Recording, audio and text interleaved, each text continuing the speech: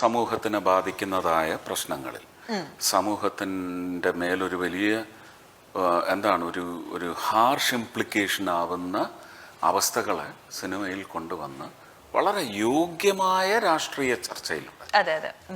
അയോഗ്യം നടക്കുന്നുണ്ട്, അതില്ലാന്ന് പറയാനൊക്കത്തില്ല. കാരണം വസ്തുതകളുടെ ഒരു ഒരു സോളും ഇൻറ്റഗ്രിറ്റി എന്താണെന്ന് മനസ്സിലാക്കാതെ ചുമ്മാ കൈയടി കിട്ടാൻ വേണ്ടി അങ്ങനെയല്ല. അന്ന് ചെയ്തിരുന്ന സാമൂഹിക ഇടപെടലുകളായിരുന്നു, രാഷ്ട്രീയ ഇടപെടലുകളായിരുന്നില്ല. അപ്പോൾ അതൊക്കെ ചർച്ച ചെയ്തപ്പോൾ ഒരുപക്ഷെ വെമ്പൽ പൂണ്ടിരുന്ന ജീവിക്കുന്ന ജനത അവർ പ്രേക്ഷകരായി വന്നിരുന്നത് കണ്ട് അവർക്കതൊരു വലിയ ഒരു സമാധാനം നൽകിയിട്ടുണ്ട്. പക്ഷെ അതൊരു ഉത്തരവല്ല, തൽക്കാല ലേപനം മാത്രം. ഒരിക്കലും ഉത്തരവാകുന്നില്ല. ഉത്തരവാകണമെങ്കിൽ ഇപ്പൊ പോലീസുകാർ പറയുന്നില്ല, അത് സുരേഷ് ഗോപി സിനിമയിലൊക്കെ ഇങ്ങനെ ചെയ്തോണ്ടിരിക്കുക, അത് ജീവിതത്തിലൊന്നും നടക്കില്ല എന്ന് ആഭ്യന്തരമന്ത്രി വരെ പറഞ്ഞിട്ടുണ്ട്. കോടിയേരി സാറ് പറഞ്ഞിട്ടുണ്ട്, കോടിയേരി ബാലകൃഷ്ണൻ സാർ ഇത് പറഞ്ഞിട്ടുണ്ട്.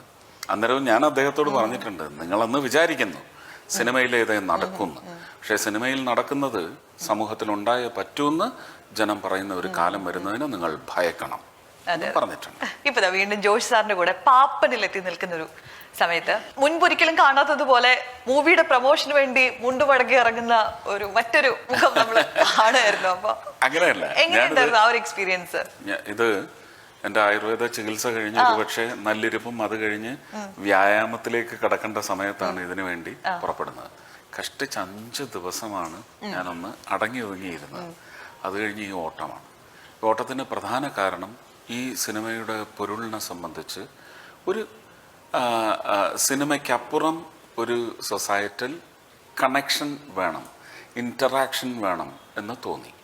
സിനിമ ഇതാണ്, സിനിമയിലുള്ള എൻ്റെ വിശ്വാസം ഇതാണ്. ജോഷിയേട്ടൻ എന്നെ വെച്ച് ചെയ്ത ഒരു ഫൈനൽ പ്രോഡക്റ്റ് ഒന്നുകൂടി ഒരു സോഷ്യൽ സ്പേസിലേക്ക് ഒന്ന് പുഷ് ചെയ്യേണ്ട ഒരു കോൺട്രിബ്യൂഷൻ എൻ്റെ ഭാഗത്ത് നിന്നുണ്ടാവണമെന്ന് തോന്നി. അതിനുവേണ്ടി സിനിമയിലെ പണം വാങ്ങിയുള്ള അഭിനയത്തിനപ്പുറം ഇതിൻ്റെ മണി ബോക്സ് അല്ലെങ്കിൽ ഈ സിനിമയുടെ പൊരുളിൻ്റെ ഒരു പ്രൊപ്പഗേഷൻ എന്ന് പറയുന്നതുമായിട്ട് ബന്ധപ്പെട്ട് ശരിയായി ഇതുവരെ ചെയ്യാത്തത് ചെയ്തു. മുണ്ടും മടക്കി കുത്തി കച്ചമുറക്കി വാളും പരിചയം എടുത്ത് അങ്ങനെയൊന്നും ഉണ്ടായിട്ടില്ല.